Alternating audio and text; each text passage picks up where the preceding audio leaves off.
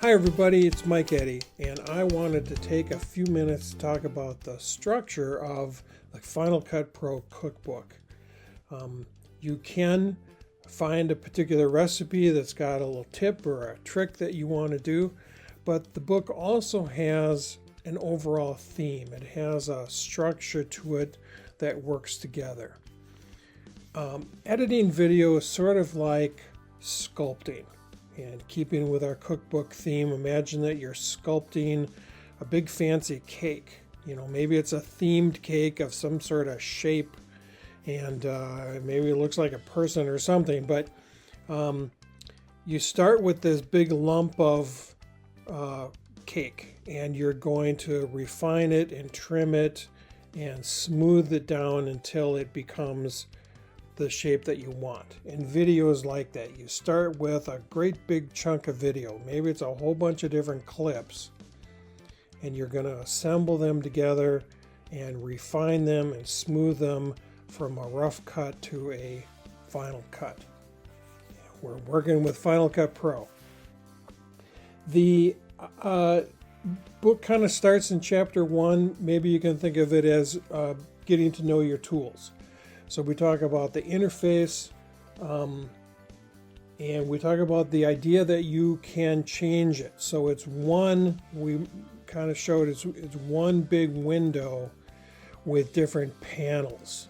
So we got our timeline panel down here, and the viewer panel, and the browser panel that changes depending on what we're looking at. And I want you to feel like you can not just stick with, the default structure here, but you change it depending on the phase that you're working on, whether it's importing media and tagging it, or it's adjusting audio, or you're doing color correction. The interface should change, and you should get in the habit of learning how to change those things quickly. The second chapter then, talking about assembling our ingredients. So getting to know our tools, and we're going to get our stuff together and get it organized. So in the viewer panel, we talked about different ways to adjust this. So this is the clip appearance, little pop-up window, and we can adjust the size of the clips and how long the thumbnail represents, if it's 30 seconds or 5 seconds, 2 seconds, or just one thumbnail for the entire clip. And then we can group things. Maybe it's by the date that it was created or imported, or maybe you're even going to just organize by file type, keep the audio separate from the video and the still images. But all those things are used within getting to know the interface and getting to know your tools. And then, of course, organizing by how you've rated it. So here's the little pop-up menu for filtering the clips. You say, well, I only want to see my favorites, or I only want to see what was rejected. What did I take out? And so the thing that we're working through, the way they're trying to do this is getting yourself organized with the media, and usually most of it here in the browser window. Even changing it to be a list view. So we can get this over. Let's close our inspector temporarily, and instead let's back to all clips, and let's find some clips here, and let's look at what part is being used.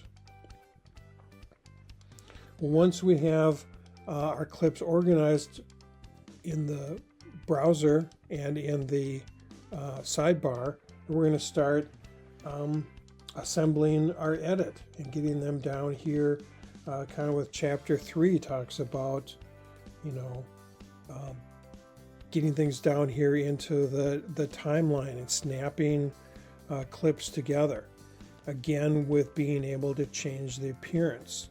So here's the clip appearance button, brings up the little window. Zoom in and zoom out. Here's the height of our clips. And this little scale here shows us that we're going to look at just the audio, mostly audio and video together, mostly video, maybe it's just video, and then there's the last little tab here is going to show just clips. Maybe we'll zoom in a little bit so we can see what that looks like, just clips versus having the video image. So once we're editing, make that part bigger, make the height bigger, so we can see what we're working with down here in the timeline panel. Chapter 4 then now talks about some different finesse, making J cuts and L cuts, using the trim tool. So if I zoom in on this and I select, instead of just the select tool, I do the trim tool for T. Now there's some different things we can do with our clips.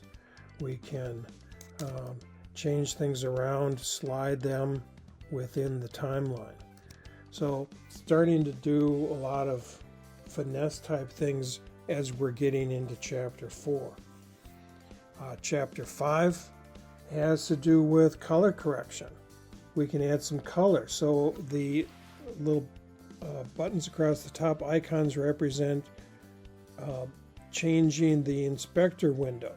So here's just the regular clip, it's video inspector. Here's the color inspector.